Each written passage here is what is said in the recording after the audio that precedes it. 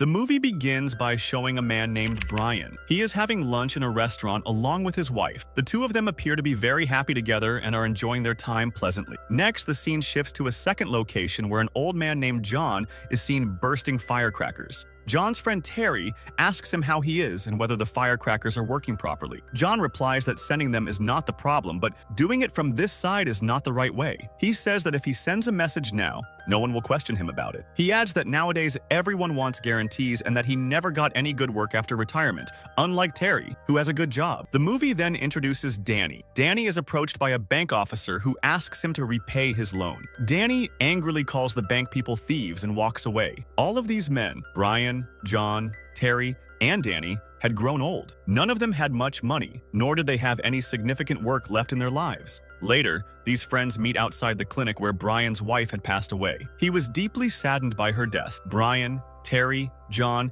and Danny had all been friends since their younger days. Brian tells the others that he needs to find a hobby now because he is alone. Terry suggests gardening, mentioning how Brian had been talking about it for a long time. Brian explains that he has many tools for gardening now and that he is retired as well. Terry then brings up something important. He mentions that inside the locker room of that place, there is a large amount of cash and jewelry. He says Danny can help with this work because he is still young. Brian, Terry, and John do not realize that a man named Basil, who is also standing nearby, overhears their entire conversation. Later, Basil meets Brian and says that although they have met only twice, he is saddened to hear about Brian's wife. The next day, Brian wakes up in his house and finds himself completely alone. He feels lonely and uncomfortable. Then the doorbell rings, and Basil is standing outside. Brian invites Basil inside. Brian tells Basil that he still cannot believe his wife is gone and that she will never open the door for him again. Later, Basil and Brian go out to a pub to drink. Basil tells Brian that he works in fiber optic telecommunications. He says that he has come to discuss the same topic that everyone was talking about at the funeral. He explains that he has not been to Hatton Garden in the last 50 years.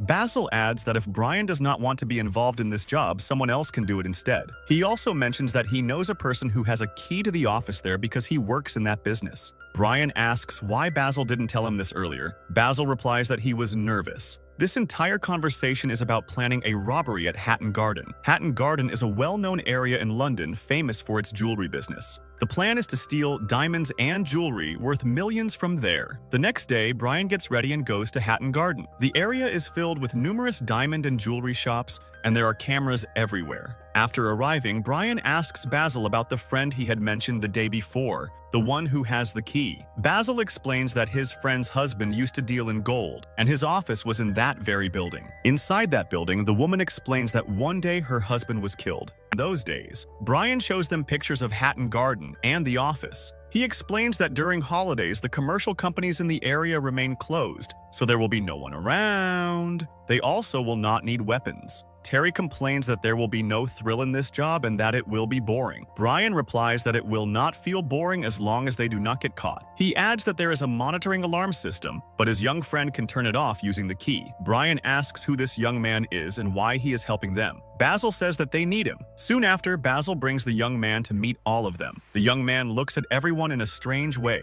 Basil explains the entire plan to the group, and everyone begins preparing for their assigned tasks. Brian and John start observing the area from a building across the street. Basil robbery. That night, they leave their homes to carry out the heist. Basil opens the office door while Danny and Basil enter carefully, avoiding the street cameras. Danny interferes with the lift system and stops it on the third floor. Basil uses the key made by the bank to open the office door. After unlocking it, he opens the back doors of the building and brings in all the tools and the team members. John sits at the window of the opposite building, keeping watch so he can warn them if anyone approaches. They stop the lift midway and climb onto it. They open the area that leads toward the locker room. Someone reminds the locker room. Once inside, Basil opens the next iron door. They step in and Brian can see the alarm machine. They also notice that the blade cutting machine has corpse-like metal remains around. The light inside is still. The alarm outside suddenly begins ringing, and the circular cutting machine inside had not completely shut down. When Danny points this out, Basil quickly goes outside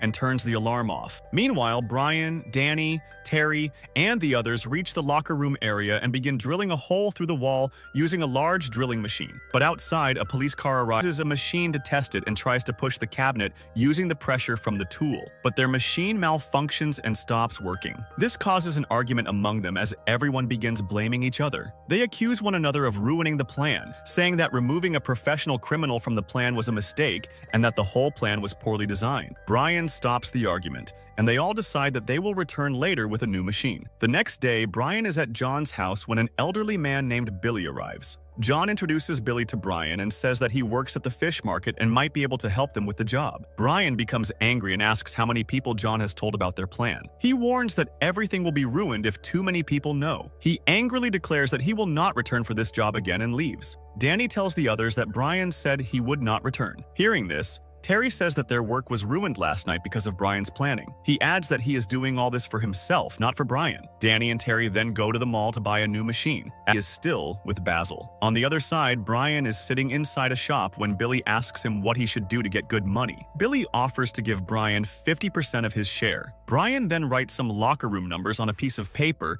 and tells him that these numbers belong to traders. Brian explains that inside those numbered lockers, Billy will find plated diamonds worth a lot of money. He warns him that the packets marked specially will contain extremely valuable blood diamonds, and the packets with a red dot will contain diamonds of no value. Brian also warns Billy that these diamonds belong to very dangerous people, and that after taking them, many men will come after Billy and might even kill him. Billy becomes afraid and asks if he should leave the country after stealing those diamonds. Brian says that once he takes them, many people will chase him. Danny scolds Billy and sends him away. After hearing everything from Brian, Basil sneaks into the building and opens the door. Danny and Terry set up the machine in the hall and push the cabinet again, causing it to fall over this time. Basil and Daniel then enter the locker room and begin breaking the lockers one by one. They fill bags with the dustbin, and they wheel it out of the building. The next morning, the police learn about the robbery and begin investigating. Police officers give statements to the media, saying the thieves were extremely intelligent, powerful, and quick. Television and radio channels report continuously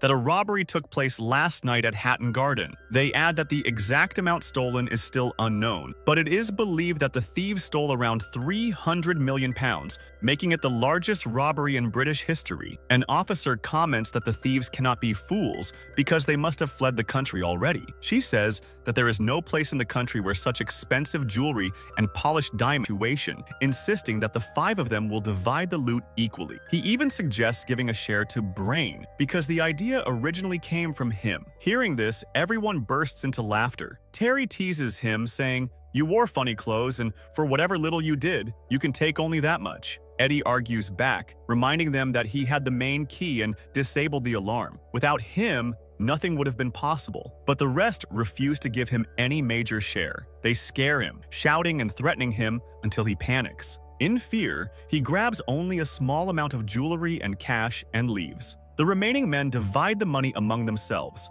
Terry loads his share into Billy's car and sends him away with it. Danny hides his portion in a later. Basil meets Brain and asks how much money he received. The reply is vague, just enough to keep him quiet. Basil then asks why he went along with the unfair division. The man tells him his friends betrayed him, and he ended up with nothing. But he vows to take what he deserves, even if they refuse to give him his share. Meanwhile, the police continue their investigation. Officers sift through CCTV footage, hoping to identify suspicious movements. One female officer finds a clip of Terry entering the building earlier in the afternoon to inspect the lift system and returning shortly after. They track the car number captured in the footage and discover that the vehicle belongs to John. Immediately, the police put him under surveillance. As they dig deeper, they also obtain Danny's details. The CCTV footage shows he was present during the day of the robbery. His records match, and he too becomes a prime suspect. The police still had no information about Basil. All they had was a single photo from a British CCTV camera. Danny and Terry took their hidden money and jewelry to the car park and waited for Billy to arrive. After a short while, John and others also arrived with their cars. Billy transferred the jewelry and money from his car into John's car. The police wanted to catch all of them together with the stolen goods, so the officers prepared to make the arrests. The police instructed their team that although the criminals were old and could not run fast, they still needed to be cautious of Danny because he was dangerous. They said that Brian was the leader of the group and also dangerous, as he had once been involved in a police officer's murder case. Because of that, Brian disliked the police. and the police disliked him as well. The police started moving in to arrest them. Terry and John went to Terry's, was attacked in jail and was killed. The court ordered that his body be returned to his family. After this decision, the prison authorities released Brian in 2018 as part of early release instructions. He appealed against the decision regarding his remaining sentence. This robbery later became known as the biggest robbery ever recorded in British criminal history. In the end, I want to know how your experience was. Tell me in the comments what you liked, what surprised you, and how you felt while watching this story. If you enjoyed it, help me reach the target of 2,000 likes. Your one like makes a big difference.